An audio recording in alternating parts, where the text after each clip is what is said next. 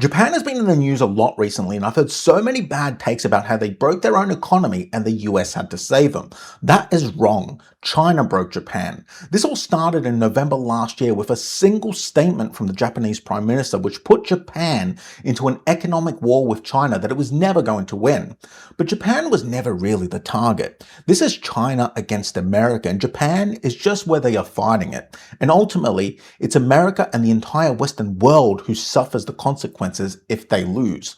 So if you've got a pension, a mortgage, or money in the stock market, this involves you. You just haven't been told yet. Let's figure this out together.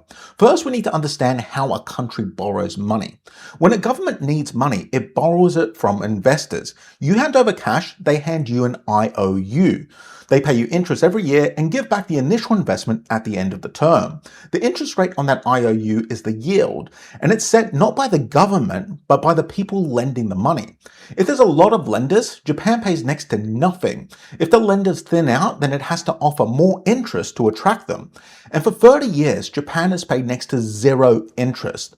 But who lends to the government at 0%? Why would you give them your money? Well, that's the thing. No one really did. Mostly, who was buying their debt was their own central bank. For years, they printed money and lent it to themselves, actually trying to create inflation and drag Japan out of 30 years of falling prices, deflation.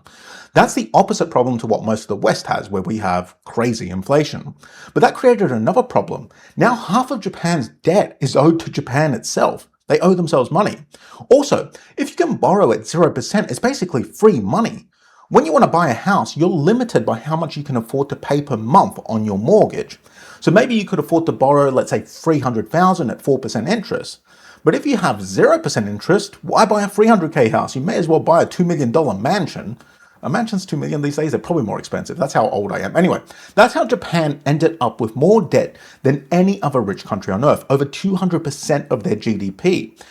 Then it ended. In June, the Bank of Japan put rates up to 1% for the first time since 1995. So you've got your $2 million mansion, your rate resets, and all of a sudden you're paying $20K a year in interest. Not a good situation, but that is the situation Japan is in right now, and China is making it worse for them. Now, if you've seen anything about Japan lately, you've heard the explanation, and it's always the same one. Sanae Takaichi, that's the Japanese Prime Minister. I hope I'm pronouncing her name right.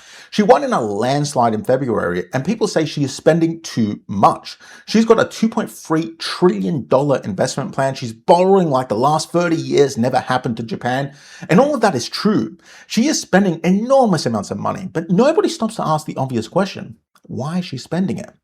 Governments don't just triple their defense budget, strengthen supply chains, and stockpile minerals for fun. They do it when somebody is squeezing them. Japan is not spending because it wants to. It's spending because China has spent 10 months systematically dismantling them. Which brings us to the main question for this video. What does it cost to say no to China? 16 years ago, we saw the cost. But that was just a prelude to what's happening right now. This happened in September of 2010. A Chinese fishing boat rams two Japanese Coast Guard vessels near a chain of uninhabited rocks in the East China Sea that both countries claim. The Japanese arrest the captain. Beijing demands him back. Tokyo says no. So China restricted the export of rare earth metals to Japan. Rare earths are 17 metals which nobody can pronounce, and they go into almost everything Japan is good at making. The magnets in electric motors, the ceramics in chip making, optics, lasers. You need tiny, tiny amounts, and there's no substitute for them. That's the problem. If you don't have them, you're screwed. At that time, Japan bought over 90% of their rare earths from China. And long story short, within weeks, Japan had to release the captain. I mean, they had no other choice. Their industry was being squeezed, a preview of what was to come 15 years later, kind of now. Which is why Japan spent the next 15 years trying to make sure that this could never happen to them again. I'll go into more details later about how they did this, but the point is they got their dependence on China down from over 90% to under 60%, a third of the way out. But as I found out with my first divorce, a third of the way out is not enough. I don't know why I said that. I've never been divorced. What am I talking about? Anyway, last year, Japan found out it wasn't enough. By the way, if you find this useful, I've put together a free guide on how to retire by 2036. It's the whole framework that I use. It costs nothing. There's a link below in the description. And it also comes with my free weekly newsletter where I discuss subjects like I'm discussing in this video and more. Right, let's get back to Japan though. Now, all of that was 15 to 16 years ago, but what's going on today? That's what's important. So that started on the 7th of November 2025 when Prime Minister Takaichi is being questioned in parliament and she is asked what Japan would do if China invaded Taiwan. She says that a Chinese attack on Taiwan is one of the few things that would trigger their military to get involved. That's all she said. But that's all she had to say. Beijing demanded she withdraw that statement, but she stood her ground. So China started dismantling the Japanese economy piece by piece. 4 pieces to be exact. Piece 1 came 12 days after her statement. China bans every Japanese seafood import. China was the biggest buyer of Japanese seafood. That one cost Japan about $500 million per year. Not a big deal when it comes to a country, you know. But in terms of angry fishermen that are going to vote, it's a different story. But Piece 2 came the same week. Beijing tells its citizens not to travel to Japan and warns students off of studying there. This is the one that actually hurt Japan because within weeks, a third of the trips already booked were cancelled. Goldman Sachs put the damage at 0.2% of Japan's entire economy. And I know that 0.2% sounds like nothing, but Japan only grows at about 0.9% in a good year. So Beijing just wiped out a fifth of that with a travel advisory, which is crazy. But still, this is just the starter to what was really to come. Piece 3 was the main meal. February, China puts 40 Japanese companies on an export control list, banning Chinese firms from selling them anything with a possible military use. By June, that list had grown to include arms of Mitsubishi, Fujitsu, Hitachi, and others. And they cut rare earths again to dozens of Japanese firms this time. Japan's own analysis says a full year without them takes 1.3% off of the economy. So take that 0.9% that I said in a good year. Tourism already knocked that down to 0.7%. If China ever turns the rare earths off completely, which they haven't done yet, but they could at any moment, that takes another 1.3% off, and then you're at minus 0.6%. That is a recession. That was the main course. Then came dessert, by the way, a bit smaller, but Piece 4. In May, 2 Japanese employees of the same industrial company are detained in the port city of Dalian. Hopefully that's right.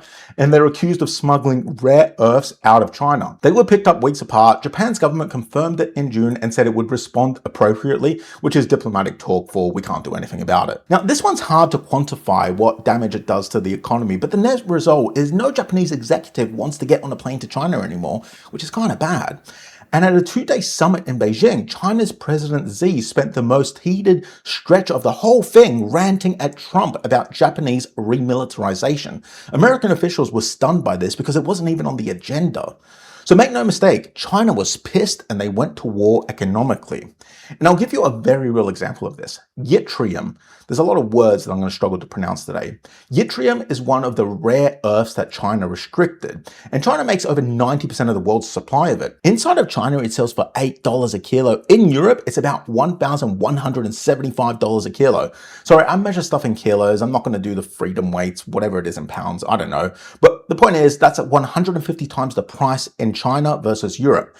And with Japan blocked from buying these metals, 6 Chinese companies making the exact same products saw their shares rise between 74 and 312% this year, taking the business that Japan used to have.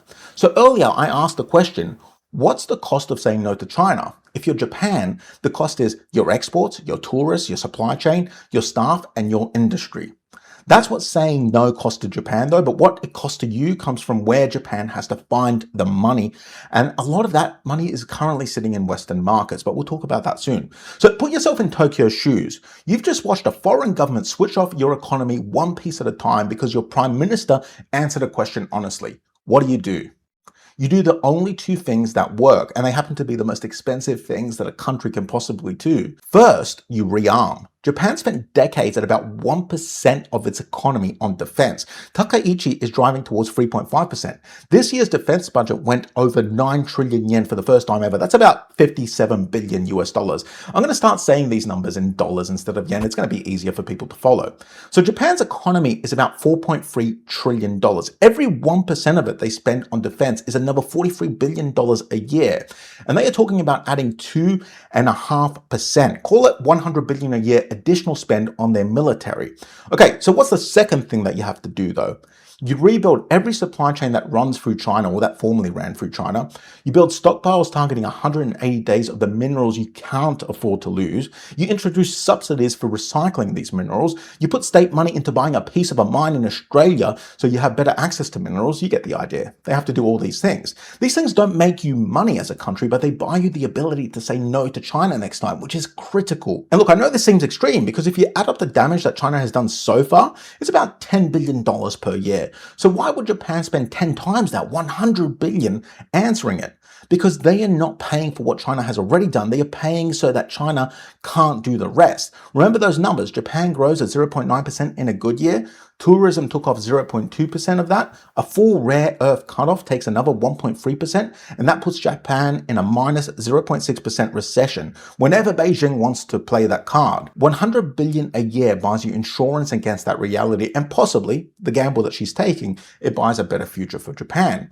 So Japan writes the biggest budget in its history, about $770 billion, and to pay for it, nearly $190 billion of fresh borrowing. Now that borrowing would have been fine in the world that Japan lived in for 30 years when they could borrow for almost nothing, but they don't live in that world anymore. This is where the two halves of our story meet. When the Japanese government wrote this year's budget, it had to guess what its own borrowing costs would be, and it guessed 2.6%. Why did it guess? Why doesn't it just know this number? Well, remember how I said earlier that the government doesn't get to decide what its borrowing costs are. The government sells bonds to borrow money, and the lenders, the people who buy the bonds, who lend the money, decide the cost of borrowing. Well, it turns out that the lenders weren't happy with just 2.6% interest. They wanted more due to Takahashi's new spending. I say her name different every time, I'm very sorry. So before the budget was even finished, Japan had to change their borrowing cost estimates to 3%. And that 3% is now the number that their entire budget for 2026 is based on. But then last Monday, Japan's 10-year bonds hit 2.95%. Highest since 1996. It's settled back to around 2.87% since, so they are just this close away from their own accounts being wrong for this year. Analysts at Deutsche Bank call 3% a critical defense line for fiscal credibility in Japan. So Japan's finance ministry is working on next year's budget right now, and their expectation for next year is 3.8%. Now remember what I said earlier about Japan. They racked up debt when interest rates were near 0%. Any guess how much debt they got in bonds at this point? About 7 trillion. Not yen, $7 trillion. Most of that is borrowed at an average of 0.98% interest. They can't pay it back right now, so they have to refinance that over the next decade. And they are now budgeting at 3.8% interest. So what happens when you suddenly have to pay 4 times the interest on $7 trillion? I mean, nothing good, really. To be fair, it doesn't land in one hit. It's not like all of a sudden they have to pay that much interest on $7 trillion. They refinance a slice of that each year. But you can see the problem. There's a table on the data sheet that's included with this video. It should be on the screen now. Just on the debt they already owe, if interest rates stay this high, their repayments are going to double in the next 5 years, which is not good. It's not good. Imagine your repayments double.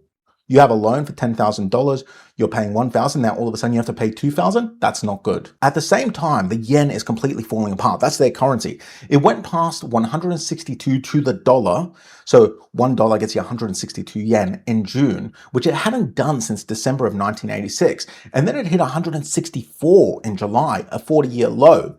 And the problem with that is that Japan imports most of its energy and its food. A weak yen means that every barrel of oil costs more, which pushes inflation up, which pushes the yield on borrowing up again.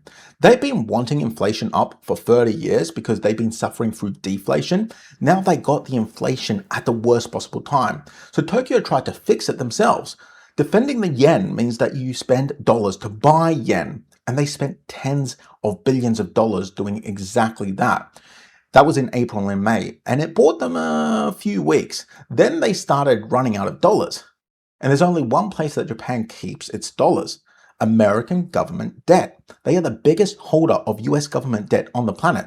So they need to dump it. They need to sell it so they can get the dollars to save the yen, which is America's worst nightmare.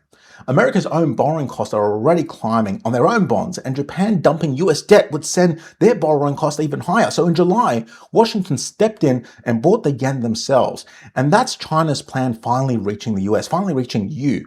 in the West. It reaches all of us in the West, the US, Europe, it affects us all. And none of this is really working for Japan anyway. They spent $87 billion in 2 days trying to defend the yen, and all it did is had a brief recovery and then it dumped again. Now, does this mean that Japan's going to collapse? That's what everyone's saying. No. People have been calling for that for years, for my entire career, for like 25 years, longer, honestly. That's not what this is about. Japan doesn't collapse. It just stops sending you its money. Because for 30 years, Japan has been the lender of the world. It's a rich country, but investing inside of that country gets you 0% return. So all of their money went to the US and to other countries. But now, all of a sudden, you get a few percent interest in Japan. I'll give you an example. At the end of 2023, America paid 3.88% interest. Japan paid 0.95%. So of course the money left towards America. Today America pays 4.7% and Japan pays 2.8%. So the gap is closing. It's not quite there yet, but it's closing. And when that happens, your pension takes the first hit. If Japan starts selling its US debt, the price of debt falls and yields rise. Problem is, your pension fund bought those bonds when yields were low. So your bonds all of a sudden lose a lot of value because there are better bonds out there. And this isn't theoretical, by the way. In 2022, when rates went up, the main American bond index had its worst year on record, down 13%. Long-dated UK government bonds lost 40%. That's the safe part of your portfolio. Bonds are the safe part. And then your mortgage, that's another problem. The rate you're offered isn't really set by your government. It's set by what it costs to borrow money in America. And Japan has a massive sway over the price of that because they are the biggest holder of US debt. And China is squeezing Japan to make them sell debt. So if Japan stops lending money to the world, if they start selling their bonds, that number goes up and every mortgage in the Western world eventually follows it. Now look, I know this all sounds like doom and gloom, and I'm not saying that any of this happens fast or that it actually happens at all. The US stepped in and saved the situation for now, but China hasn't stopped squeezing and the US can't keep Japan afloat forever. I'm just making you aware of all the mechanics so you can understand it better. Now the big question, what can you do about all of this? Honestly, there isn't much. Just make sure you know what you're holding so you can change things up if the situation deteriorates. For example, if you hold a lot of bonds and it's becoming clear that Japan is going to have to sell its bonds, you might want to get out of them temporarily, but we'll talk more about that in future videos. If you enjoyed this video, watch my video on the global monetary reset. It's going to help you to understand bonds and what almost every government is doing to screw over its people and in a lot of ways protect itself from these kinds of attacks that China is making on Japan. I'll see you in the next one.